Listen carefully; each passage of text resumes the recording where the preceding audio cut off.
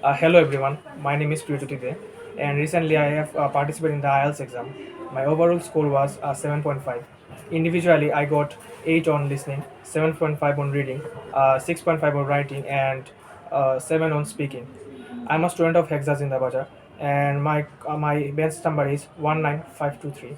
My course was conducted by Mr. Al-Mahmoud Rufi, and I would say that this journey was quite useful for me because it ended in my favor, as I always wanted to achieve something big in this background, and HEXA'S Zindabazar helped me a lot. As I could say, the teachers and the staffs are quite friendly and supportive. They helped me to reach my initial destination. As firstly, I would say I faced some many problems in doing the task, and they helped me to recognize my faults and how to overcome it. Especially, I would say the mock test and the partials they are provided by the hexas are quite useful, as they help me to improve all the modules that I had some major or minor problems.